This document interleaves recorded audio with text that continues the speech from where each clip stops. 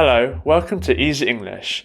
Today, I thought I'd give you 40 bits of advice for what to expect when renting in the UK. Let's go. When looking for a place, you're generally given around 6 options of property types. A luxurious and rare detached house, semi-detached house, terraced house, duplex, one house divided into 2 properties with separate entrances, a flat, not apartment, studio, which means 1 room and hopefully a separate bathroom, and bungalow, a single level house. Talking of levels, in Britain, you'd start with the ground floor, then first floor, second floor, and so on. When viewing properties to live in, you might notice some odd things in the house that are actually quite normal in British homes. Carpets everywhere. Better start looking at vacuum cleaners, as carpeted properties are very popular. Some even extend the carpeted areas into the bathroom and toilet. A fully furnished kitchen. This can be quite hit and miss, as the appliances will have seen lots of use and could possibly be in need of some TLC. However, it could save you a ton of money. Within the kitchen, you could find some very foreign objects. A gas stove, a water boiler, a washing machine between the cupboards. Utility rooms are very rare in the UK. So get used to cooking your dinner to the sound of your machine whirring your socks around. Unfortunately, you'll also rarely get a dry on your property, so purchase yourself a clothes horse and prepare chairs and other furnishings for your damp, clean clothes. Next thing you'll probably notice are the sinks in the UK. Due to an old issue with contamination, most houses will have separate water taps. You'll have to make the choice of either boiling hot or freezing cold. Talking of washing, you'll also find the bathroom to be a strange place. The light switch will probably be a mysterious string falling from the ceiling. There'll also be no plug sockets anywhere to be seen. It seems as though Brits were determined during design not to be electrocuted in the bathroom.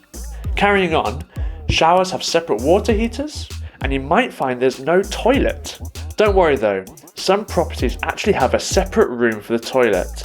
You might even have an old toilet in the back garden as well. This answers the old question as to why Brits ask for the directions to the toilet as opposed to the bathroom. Once you've been to the toilet, you might find yourself left with an option of 2 buttons on top of the loo. Nobody truly knows which is for which, if you know what I mean. Other things you might come across are fireplaces. They might be blocked up, so don't try without asking. A lack of aircon? Trust me, you won't need it. Central heating for your radiators? Good luck mastering this one, and then also agreeing on an optimum temperature to please all. Internal window locks? Garages that are for storage, not cars?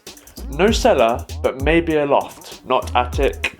Pay-as-you-go meters with a stick to take to the local shop to top up on your electricity or gas. A letterbox? You'll rarely find a property with a tiny home for your mail. You'll just have a little sprung flap on your front door so the postman can scare you when you least expect it. And if you're in flats, there might even be a secret buzzer for the postman to use, so there's no escape. Electrical sockets with off switches. Safety first. Lastly, you might be lucky enough to have a shed to house all your garden implements, or be a little wooden home / man cave to relax in and maintain your hobbies. So let's go back a step. When it comes to looking for a place, here's some advice on what and what not to do. Don't get confused about the property description. In the UK, properties aren't advertised with their square footage.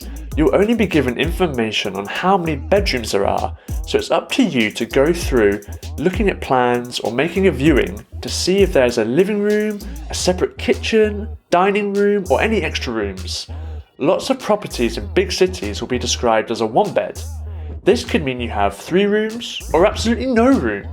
Check to see if the property is furnished or unfurnished. This is referencing things like sofas, beds, cupboards, tables and chairs. As I mentioned before, the kitchen usually comes fully equipped. Check if bills are included. This will mean water, gas and electric. This just leaves you with council tax, which pays for local services like emergency services and the bin collection. Check about the landlord's rights. Landlords are a mysterious bunch to most renters. They'll either be super involved, almost too involved, me again, or completely hands off. However, they do have obligations to you as a tenant. Your landlord is not allowed to suddenly evict you. Your landlord can't just barge into the house uninvited. They need to give 24 hours minimum notice. Your landlord can't just put up rent. They need to wait until the end of your contract. Your landlord is responsible for the building, and your landlord is obliged to keep you safe. Ask for a photographic inventory if you're not given one when you move in, and also take your own. Firstly when you move in, and again when you move out. You could be charged for a very small thing. I was once even charged for a bin that was missing in a bedroom, and for the removal of the same missing bin that was instead in the bathroom. Fair wear and tear is a legal term for anything that's condition has decreased due to regular use. Don't get charged for it. But that doesn't mean things that you've actually broken. Look for the renting rules. These can be very strict in the UK, not even allowing you to put blue tack on the walls, never mind nails and redecorating. Before you even go ahead with renting your property, the landlord or agent might need you to provide a 3 to 6 month bank statement to check you can afford rent, a reference to ensure you have previously paid rent, a guarantor who will be charged if you don't pay rent, and a 6-week maximum deposit to ensure you go ahead with the rental. You'll get this back, minus any deductions for any missed rent, bills, or for reparations or replacements that your landlord has to make. Talking about the end of tenancy, return the property to its original state at the end. Seriously, clean everything. Check through your tenancy agreement for unexpected cleaning or fixing obligations. For example, an old contract I had a clause in it about professionally cleaning the blinds.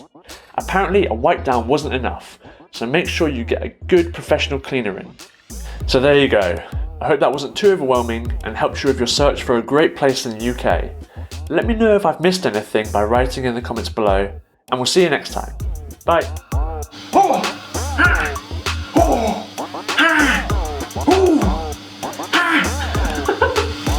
Which would be really annoying. Go in the kitchen. Stay. Good. Very good. To check you look. If you're not given one when you're moving.